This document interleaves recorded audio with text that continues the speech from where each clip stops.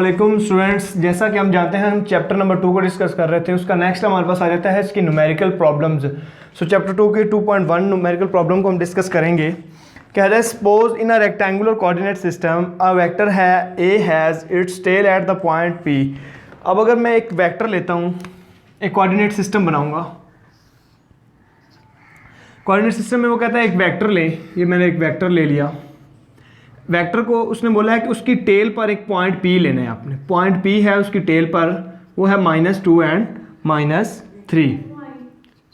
इसके बाद उसने बोला है कि उसकी टिप पर हम एक और पॉइंट लेंगे Q। वो Q पॉइंट क्या है हमारे पास 3 एंड 9। अब वो कहता है कि determine the distance between these 2 points. इन दोनों पॉइंट्स के दरमियान यानी Q और P पॉइंट के दरमियान डिस्टेंस आपने फाइंड करना है। डिस्टेंस फाइंड करना है तो यहाँ पर मैं इसकी लाइन मिला देता हूँ हेड टू टेल के मुताबिक, और ये रिजल्टेंट मिला देता हूँ। अब अगर मैं इस और इस पॉइंट के दरमियान में डिस्टेंस फाइंड करना चाहता हूँ, ये है पॉइंट Q और ये है पॉइंट P, तो मैं क्या डिस्टेंस निकालना हो तो Q - P कर लूँगा, तो हमारे पास इस दोनों के दरमियान का डिस्टेंस निकल आएगा। लेकिन इनको एक और तरीका हमारे पास डिस्टेंस सॉल्व करने का। मैं इसको फर्स्ट पॉइंट को पोजीशन वेक्टर R1 का नाम दे दूंगा, Q वाले को R2 का नाम दे दूंगा और ये रिजल्टेंट R का नाम दे दूंगा। इस तरह अगर हम इसका डिस्टेंस निकालना चाहते हैं तो R2 - R1 कर लेते हैं हमारे पास। अगर मैं R को निकालना चाहता हूँ, सो R निकालने के लिए मैं R2 - R1 फाइंड करूँगा। R2 की अगर मैं देखूं तो R1 और R2 की वैल्यूज़ क्या क्या है, R1 की वैल्यू क्या है और R2 की वैल्यू क्या है। R1 को देखते हैं। R1 के हमारे पास 2 पॉइंट है -2 एंड -3, और ये हमारे पास एक्सिस है, कोऑर्डिनेट सिस्टम है। इसमें ये x एक्सिस होता है और ये y एक्सिस होता है। इसलिए जो पहला पॉइंट होता है वो x एक्सिस का, दूसरा y का होता है। इसलिए x एक्सिस का जो यूनिट वेक्टर होता है i होता है और y का जो होता है वो j होता है। सो अगर मैं देखूं पॉइंट R1 की वैल्यूज, तो ये हमारे पास फर्स्ट है -2i, आगे -3j। R2 की वैल्यू जो हमारे पास है वो है 3i + 9j। ये हमारे पास 2 वैल्यू आ गई हैं। अब इनको मैं पुट करता हूँ। R2 की वैल्यू पहले पुट करता हूँ 3i + 9j, आगे माइनस आ रहा है R1 की वैल्यू। R1 की हमारे पास गिवन वैल्यू है -2i - 3j। अब -3i + 9j -+ 2i + 3j। अब मैं i को i में ऐड करूंगा और j को j में। 3 से 3 और 2 5i + 9 और 3 12j। जो ये हमारे पास r आ गया।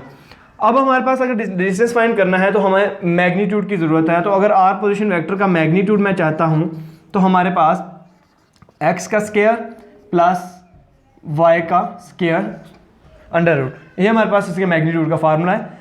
अगर देखा जाए तो ये हमारे पास जब हम मैग्नीट्यूड लेते हैं तो i j यूनिट वेक्टर ख़त्म हो जाते हैं। तो x हमारे पास 5 है और y हमारे पास क्या है 12 है। तो 5 का स्क्वायर प्लस 12 का स्क्वायर √। 5 का स्क्वायर होता है हमारे पास 25 प्लस 12 का स्क्वायर होता है 144। दोनों को ऐड करूं तो 169 बन जाएगा। अगर मैं इसका √ लेना चाहूं तो ये हमारे पास क्या आ जाएगा 13। सो हमारे पास इसका क्या आ गया है, डायरेक्शन फाइंड करना चाहते हैं तो इसकी हमारे पास वैल्यू क्या आ गई है 13। तो 2.2 में वो कहता है हमारे पास एक सर्टेन रीजन है, corner of a room selected as the origin of a rectangular coordinate system. अब वो कहता है एक रेक्टेंगुलर कोऑर्डिनेट सिस्टम इस तरह बना लें, रेक्टेंगुलर कोऑर्डिनेट सिस्टम इस तरह बना लें कि यहाँ पर हमारा एक ओरिजिन होगा, रूम टाइप बना लें। तो origin of rectangular coordinate system if an insect is sitting on a adjacent wall. अब वो कहता है इस ओरिजिन के बिल्कुल सामने एक वॉल लें, दीवार बनाए। इस दीवार के एक पॉइंट पर इंसेक्ट बैठा हुआ है, यानी एक कोई भी कीड़े मकोड़ा कीड़ा बैठा हुआ है। तो उसको उसने पॉइंट को नाम दिया है P का, और उसकी वैल्यू है हमारे पास 2 एंड 1। अब वो कहता है कि where the units are in metre, कि इसके जो यूनिट्स हैं वो मीटर में होंगे। What is the distance of the insect from its corner of the room, यानी इसका यहाँ तक का जो डिस्टेंस है वो हमने फाइंड करना है। डिस्टेंस फ्रॉम द ओरिजिन या द वॉल, इस दीवार के कॉर्नर से यहाँ तक का जो डिस्टेंस है हमने वो फाइंड करना है। वो हम इसको नाम दे देंगे पोजीशन वेक्टर का। सो पोजीशन वेक्टर जो है इस पॉइंट की from the origin from the corner of the wall describe करेगी किसी लोकेशन को। सो अगर हम इसकी डायरेक्शन फाइंड करना चाहते हैं आर की डायरेक्शन, तो हमें पता है अगर मैं पहले तो इसकी आर की वैल्यू बताऊं, पॉइंट पी की जो वैल्यू हमारे पास बन रही है आर की, वो आर की वैल्यू क्या बनेगी, ये है। मैं पहले बता चुका हूं कि पहला जो होता है वो एक्स एक्सिस के साथ होता है जिसको आई मैग्नीट्यूड दिया जाता है यूनिट वेक्टर, और दूसरा है वाई जिसको जे का मैग्नीट्यूड दिया जाता है यूनिट वेक्टर। सो ये हमारे पास वैल्यू जो बनेगी 2i बनेगी प्लस 1j, ये हमारे पास है, आर की वैल्यू आ गई। अब इसके आर का मैग्नीट्यूड हम निकालना चाहेंगे, तो मैग्नीट्यूड निकालने के लिए वी नो डैट एक्स का स्क्वायर प्लस वाई का स्क्वायर आएगा। तो हमें पता है फर्स्ट एक्स की वैल्यू 2 है, 2 का स्क्वायर प्लस वाई 1 है, 1 का स्क्वायर। तो अगर मैं इसका स्क्वायर लूँ तो ये आ जाएगा 4 प्लस 1 इक्वल आ जाएगा 5 का अंडर रूट आर मैग्नीट्यूड। सो 5 का अगर मैं अंडर रूट लूँगा तो हमारे पास जो आंसर आएगा वो आएगा 2.2। तो अगर देखा जाए ये हमें डायरेक्शन देगा from vector from the origin, लेकिन हमें स्टेटमेंट के अंदर बताया गया है कि इसका जो वैल्यूज़ हैं इनका हम यूनिट क्या देंगे, मीटर देंगे। सो ये न्यूमेरिकल नंबर 2.2। इसके बाद हम 2.3 को डिस्कस करेंगे, जिसमें स्टेटमेंट के अंदर वो कह रहा है कि what is the unit vector in the direction of the vector A, कि हमारे पास एक वेक्टर ए है उसका यूनिट वेक्टर फाइंड करें। हमारे पास न्यूमेरिकल नंबर 3 है कि हमारे पास न्यूमेरिकल नंबर ए की वैल्यू है 4i प्लस 3j, ये हमारे पास गिवन डाटा है। अब वो कहता है जी फाइंड क्या करना है हमने, यूनिट वेक्टर, यानी ए का हमने क्या फाइंड करना है, यूनिट वेक्टर फाइंड करना है। तो इसका अगर हमारे पास फार्मूला देखा जाए, ए का यूनिट वेक्टर अगर फाइंड करना है तो हमारे पास फार्मूला है ए वेक्टर ओवर ए का मैग्नीट्यूड। तो हमें अगर ये फाइंड करना है तो हमें ये दो चीज़ें वैल्यू मालूम होनी चाहिए।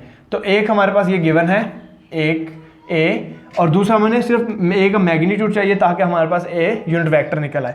तो ए का मैग्नीट्यूड हम निकालना चाहते हैं, ए का मैग्नीट्यूड निकालना है तो एक्स का स्क्वायर प्लस वाई का स्क्वायर। तो हमें पता है पहली एक्स और दूसरी वाई की वैल्यू है 4 का स्क्वायर प्लस 3 का स्क्वायर। तो हम देखेंगे तो 4 का स्क्वायर इक्वल आएगा 16 प्लस 3 का स्क्वायर इक्वल आएगा 9। इन दोनों को अगर मैं ऐड करूं तो ये बनेगा 25 अंडर रूट, जिसका आंसर हमारे पास आ जाएगा 5। सो ये एक हमारे पास मैग्नीट्यूड आ गया। इसको मैं इक्वेशन नंबर 1 का नाम दे देता हूँ। ये जो हमारे पास है फॉर्मूला, इसको मैं इक्वेशन नंबर 1 का नाम दे देता हूँ। अब आपने क्या लिखना है, putting these values in equation number 1। इस इक्वेशन नंबर 1 के अंदर मैं वैल्यू पुट करूंगा यूनिट वेक्टर ए मैग्नीट्यूड। तो ए की हमारे पास value we know that 4i plus 3j, और ए के मैग्नीट्यूड की हमने वैल्यू क्या निकाली है 5। सो हमारे पास ये आ गया यूनिट वेक्टर। स्टूडेंट्स ये था हमारे पास 2.3। इसके बाद हमारे पास है 2.4 न्यूमेरिकल। 2.4 न्यूमेरिकल में क्या कहता है, अगर इसकी मैं स्टेटमेंट पढ़ूं तो 2.4 में कहता है कि हमारे पास 2 पार्टिकल्स हैं R1 और R2। R1 which is equal to 3i plus 7j, R2 है हमारे पास -2i प्लस 3j। तो respectively find both the magnitude of the rectangular vector R2 minus R1 find करना है हमने, and its orientation with respect to x axis. For example हम लेते हैं ये हमारे पास है रेक्टेंगुलर कोऑर्डिनेट सिस्टम। इसके अंदर वो कहते हैं जी 2 पॉइंट ये और ये, इसको मैं पोजीशन R1 का नाम दे देता हूँ, R2 का नाम दे देता हूँ, या मैं ऊपर वाले को R2 का नाम दे देता हूँ, इसको R1 का नाम दे देता हूँ। ये हमारे पास हैं 2 वेक्टर, R2 की वैल्यू यहाँ पे गिवन है, R1 की वैल्यू भी गिवन है। अब इनका हमने एंगल फाइंड करना है थीटा। ये हमारे पास कोऑर्डिनेट सिस्टम होता है, ठीक है। अब पहले कहता है जी R2 माइनस R1 हमने फाइंड करना है, R2 माइनस R1 हमने फाइंड करना है। तो इसका मैं मेथड पीछे आप बता चुका था आपको कि R2 मतलब -2i प्लस 3j आएगा, आगे आएगा माइनस, आगे आएगा R1 की वैल्यू 3i प्लस 7j। अब इनको मैं करूँगा -2i plus 3j minus 3i minus 7j। अब i को i से और j को j से, -2 और -3 -5i, उसके बाद 3j और 7j -4j। सो ये हमारे पास आ गया R2 माइनस R1। अब इसका मैं मैग्नीट्यूड निकालूंगा। मैग्नीट्यूड किस तरह निकालना है, इसको मैं नाम दे देता हूँ R का।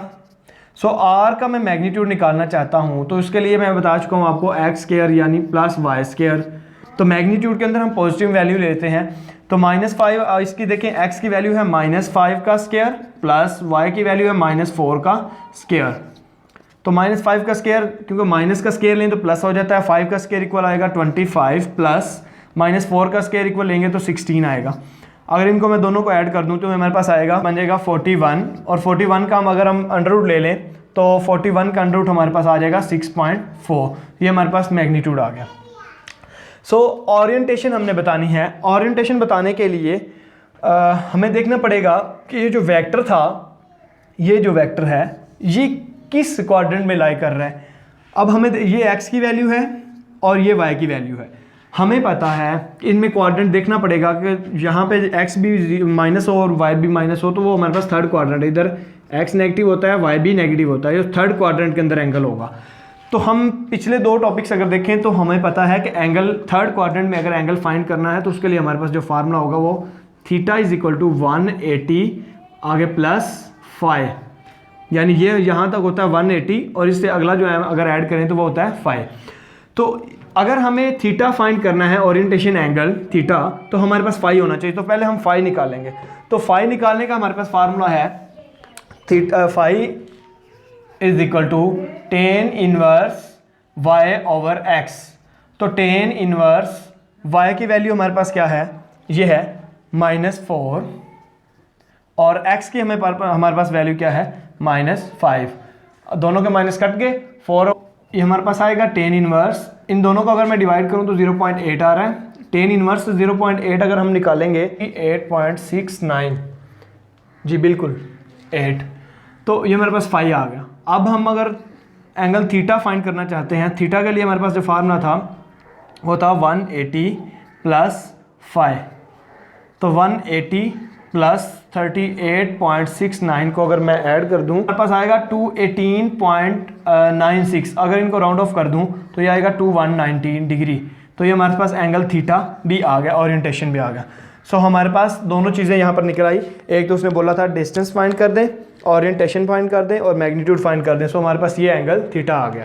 नेक्स्ट स्टूडेंट्स, हमारे पास है न्यूमेरिकल नंबर 2.5। 2.5 में क्या कहता है कि if a vector b is added to vector a then result is 6i plus j, यानी a और b को दोनों को ऐड करूं, a b दोनों वेक्टर्स ऐड हों तो हमारे पास जो आंसर आता है वो है 6i प्लस 1j। और आगे कहता है अगर b is subtract from a then result is, यानी b सब्ट्रैक्ट होगा a से, यानी a माइनस b। तो ये हमारे पास क्या आएगा -4i प्लस 7j। ये हमारे पास गिवन डाटा था। तो मैग्नीट्यूड ऑफ a हमने फाइंड करना है, a का मैग्नीट्यूड हमने फाइंड करना है।